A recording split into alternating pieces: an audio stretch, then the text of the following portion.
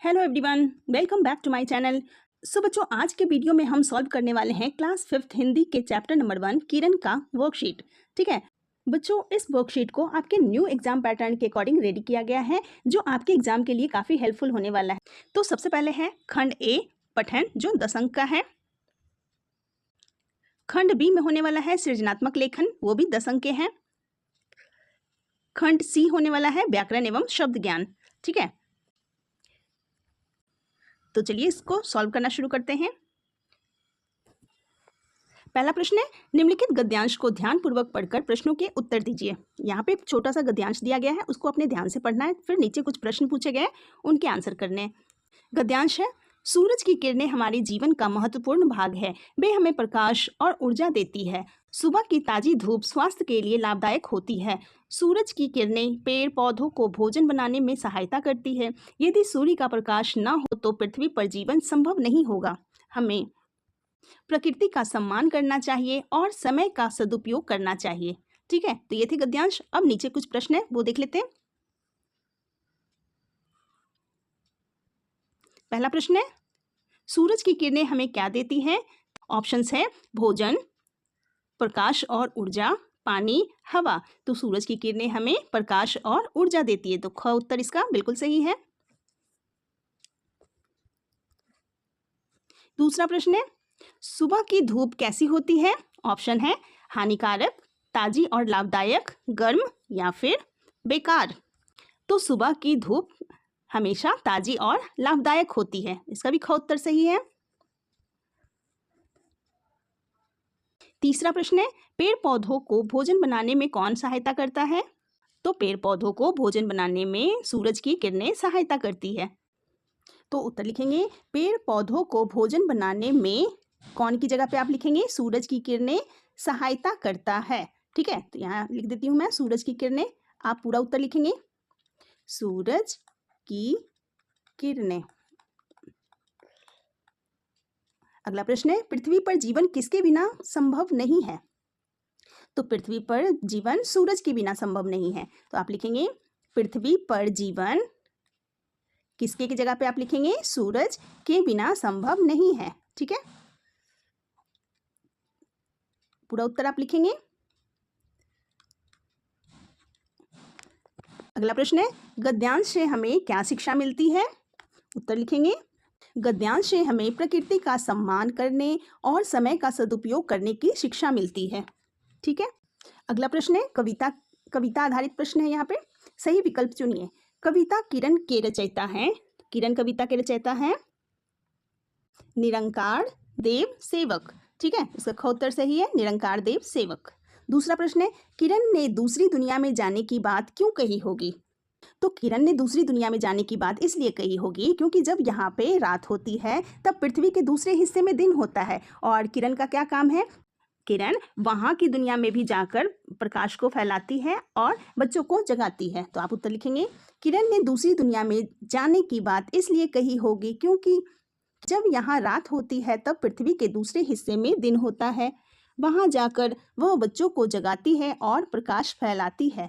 किरण यह बताना चाहती है कि वह कभी सोती नहीं है और हमेशा बच्चों को जगाने का काम करती है। ठीक है, अगला प्रश्न है, बच्ची को किरण के जल्दी आने पर आश्चर्य क्यों हुआ?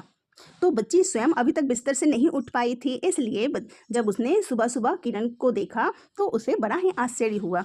उत्तर लिखेंगे बच्ची स्वयं अभी तक बिस्तर से नहीं उठ पाई थी, जबकि किरण सुबह सुबह बहुत जल्दी आ गई थी, इसलिए उसे आश्चर्य हुआ। अगला प्रश्न है सृजनात्मक लेखन, जो कि आपके 10 अंक के होने वाले हैं। निम्नलिखित विषय पर लगभग 50 से 60 शब्दों में अनुच्छेद लिखिए। सुबह जल्दी उठने के लाभ, इस विषय पर आपने अनुच्छेद लिखना है। तो आप इस तरह से लिखेंगे, सुबह जल्दी उठना एक अच्छी आदत है। सुबह का वातावरण शांत और स्वच्छ होता है। जल्दी उठने से हमें व्यायाम करने और पढ़ाई करने का समय मिलता है। सुबह की ताज़ी हवा और धूप स्वास्थ्य के लिए लाभदायक होती है। जल्दी उठने वाले लोग दिन भर सक्रिय और प्रसन्न रहते हैं, इसलिए हमें प्रतिदिन सुबह जल्दी उठना चाहिए। अगला प्रश्न है, कल्पना कीजिए कि यदि किरण कभी ना आए या ना जाए तो क्या होगा?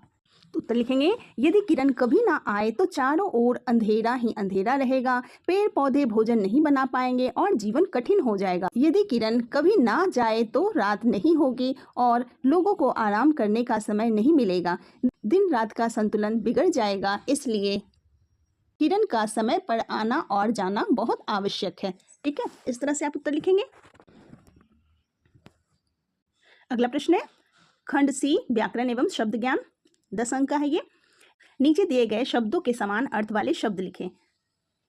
नभ, नभ मीन्स होता है आकाश, आप यहां लिखेंगे आकाश।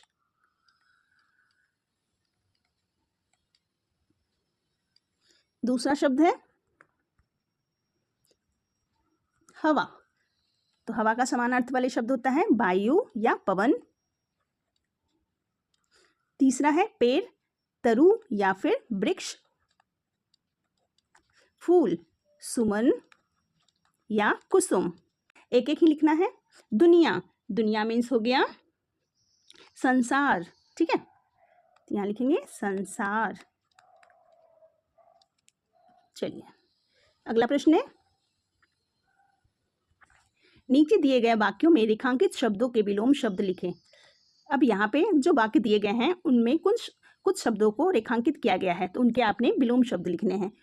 तो कहे मैं आज यह परिकथा पढ़ूंगा, आप डैश पढ़ लेना, तो आज का विलोम शब्द होता है कल, तो आपने यहाँ पे कल लिख देना है। दूसरा है मैं जब तक खेलने के लिए आई तब तक सुमन चली डैश, तो आई का विलोम शब्द होता है गई, तो यहाँ लिखेंगे गई। ठीक है, अगला प्रश्न है निम्नलिखित शब्दों के अर्थ लिखिए। अब नीचे कुछ शब्द दिए गए हैं, उनके अर्थ आपने लिखने हैं।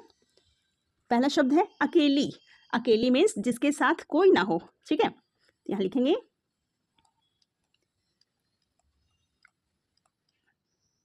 जिसके साथ कोई ना हो। ठीक है, दूसरा शब्द है जगाना, जगाना अर्थात कि नींद से उठाना, यहां लिखेंगे नींद से उठाना, नींद से उठाना। ठीक है, अगला है सुख, सुख में आनंद या खुशी, आनंद या